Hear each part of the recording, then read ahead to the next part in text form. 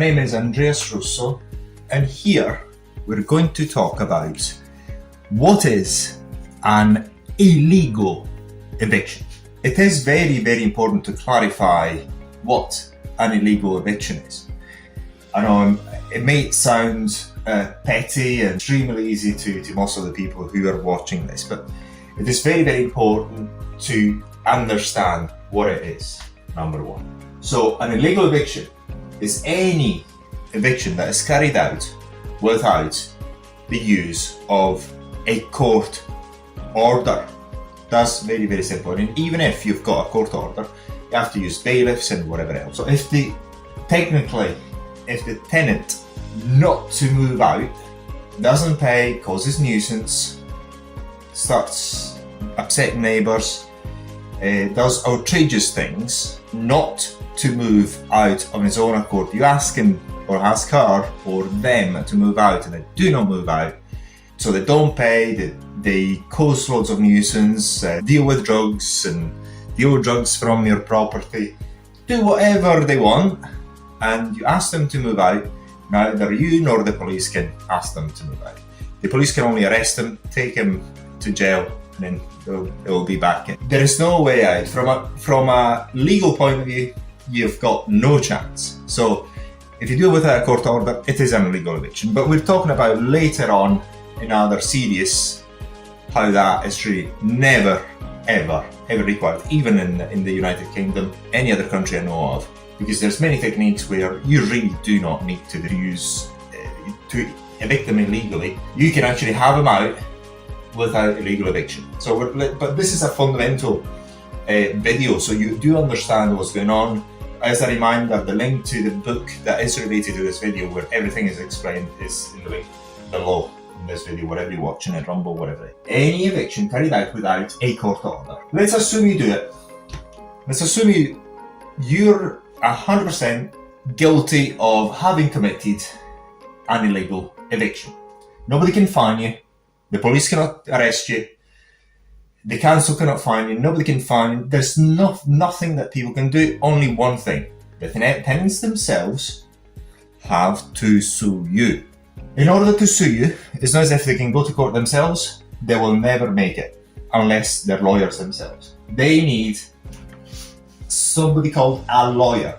Why do they need it? Although they've got loads of evidence, as I said, they've got loads of evidence of that happening, that has happened, that illegal eviction has taken place, they've been a victim of it. If they do not use a lawyer, it's extremely unlikely any court will do anything, because in a court system, most court systems in most countries, including the United Kingdom, you get something wrong, you have to start over again. So you need a lawyer to do it. There's no any other way. This is quite important because there's different types of tenants. There's most people who work. You'll see it in that book. The link is below. Most people who work, they are not interested in taking things to court. Most people who work. The most likelihood is that the people who take matters to court are people who do not work on benefits because they may be entitled to legal aids, and last time I checked, legal aid is one of the things that they can get for illegal eviction. So they cannot get legal aid for most things, but they can for illegal eviction. The students have been found to have loads of time, and sometimes if the law students, they just, let's practice a little. So these are the groups that you may expect it from, but you never know. Some people have got lawyers in the family. You never know who you're dealing with. Be always careful. Everything is in the book, but on how to avoid all that. But there's other videos where we talk about how this is actually completely not necessary. You do not need to do any legal eviction. You can have them out anyway.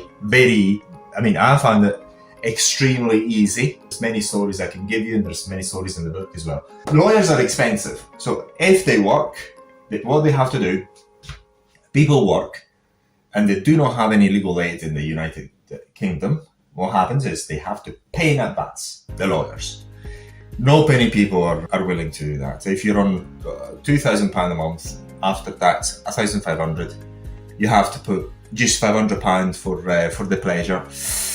It may be hard, so you have to consider that as well. You always size people up, but personally, never done any illegal eviction and never force any people out because there's really no need for it. There's really no need for it.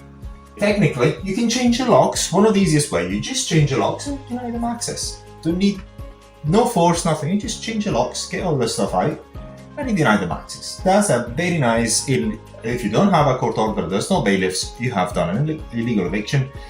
As long as they've got proof that this is what happened, they asked you to move back in, and you deny it. They've got enough proof of that. They've got enough proof to sue you. No problem. That is an illegal eviction. Just as a side note, many landlords have done it, but it's a matter of time.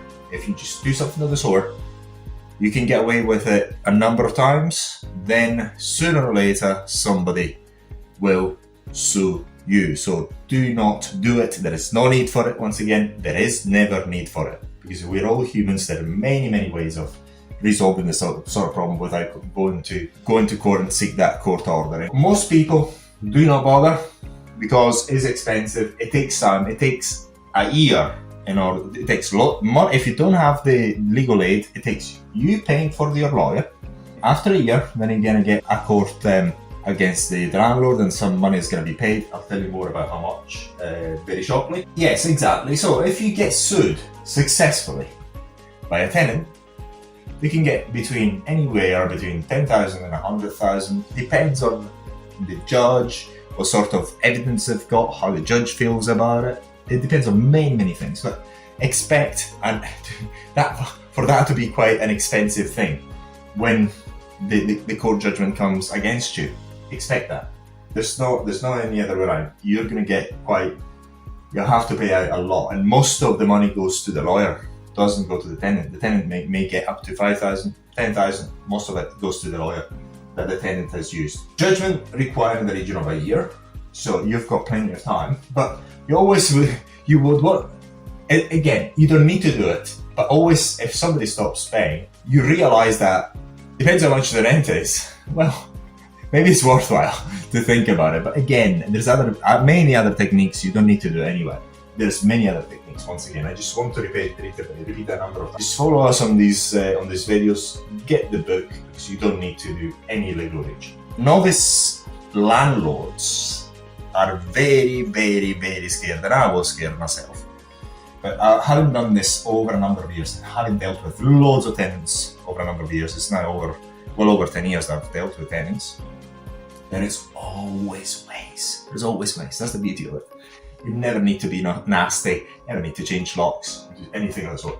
But remember, even if there hasn't been any illegal eviction, you haven't never done it, any of your tenants, once they move out, they can sue you. And if you don't have a defense, you may be guilty. That hasn't happened to anyone I know of. I've never heard of any story of the sort, but technically, they can do it. And then if you don't have a defense and don't defend yourself, you are guilty. Very easy. If some stupid tenant does it, and you say, well, I'm not going to defend myself because it's not true, you're going to get a very nice pay. You have to pay a lot, even if you've never done it. What I do to avoid all that, since I do loads of trading, I deal with customers, I deal with loads of people all the time. What I do is I get on my mobile phone, all calls recorded on my mobile phone. All of them are recorded. All my WhatsApp messages are backed up. All my other apps where there's communication with customers or anyone is backed up. All my emails are backed up. And I've got records going years, 10 years of records. So because I do other trading as well, so you never know what people come up with. So having record, it makes you sleep very tight at night. You do not know how many people just make things up. Then you go, thank God, you got record of it, and then you realize you don't even need to send it to them. Oh well, it's talking loads of rubbish, and then you just let it go. My advice is keep records of anything and everything. My clients in certain type of businesses were sued successfully because they did not keep records. I told them a number of times to keep records, video recording and everything. They didn't do it, got sued by a lawyer, and then the lawyer won.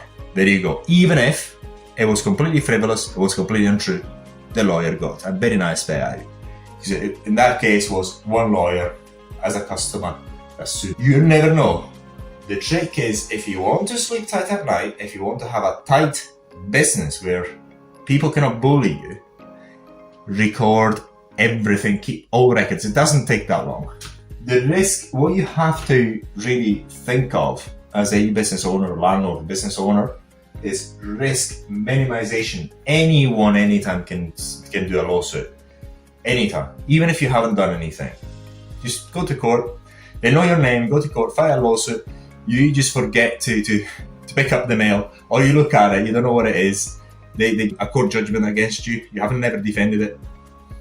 You lose. There you go. It's so easy. It's incredible. Minimize your risks. There's no such things and no risks in life. Even if you don't do anything wrong, anyone can sue you. And if you're not prepared, you're gonna get the one who pays out a lot. So don't do it. Keep records of anything and everything. If you're a landlord, keep records. If you're a letting agent, obviously keep records. Your employees, communication with your employees with your customers, always keep records of everything. It's very cheap. You can have hard drives for nothing. It's a very good practice. Change your mobile phone, back up your mobile phone, pour it some hard drive somewhere, and then if you don't need it, great. If you do need it, you can always sleep tight because you know you've got everything backed up. If you're somebody who doesn't screw people around, screw people over, you're gonna be fine. So there you go. This is enough for this session. Once again, if you're interested in knowing more, we've got a series of videos, but most of all, we've got a book. This is part of a book. Click the link below in the description and you're gonna access it, okay? Thank you very much.